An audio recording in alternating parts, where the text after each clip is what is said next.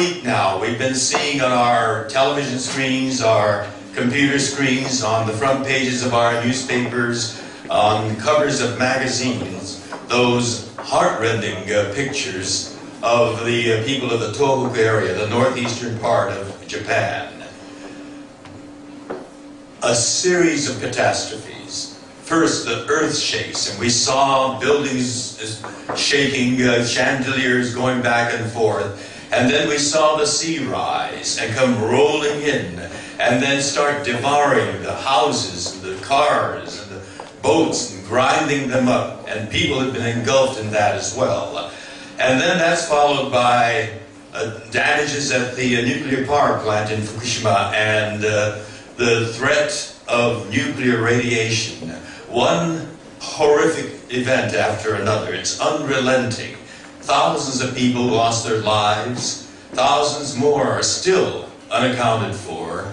And many, many thousands more who have survived have lost their families, whole families, their homes, and they're being torn apart by anguish.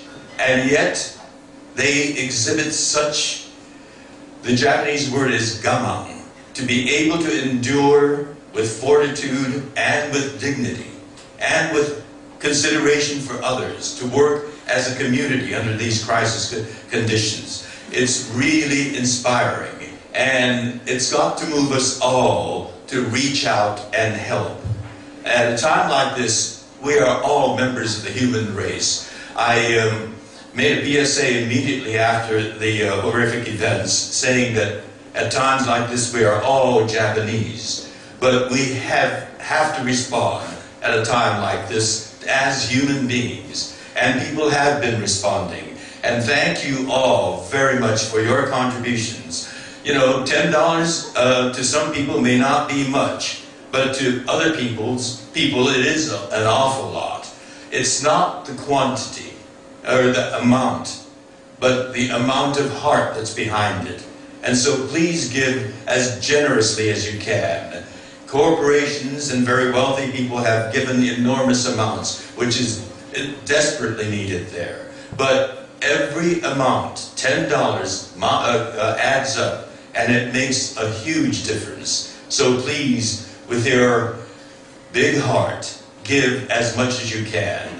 These people are in desperate need, and the Red Cross is there on the ground, giving immediate need to where the need is greatest. Thank you very much for joining us in this very cold and windy night.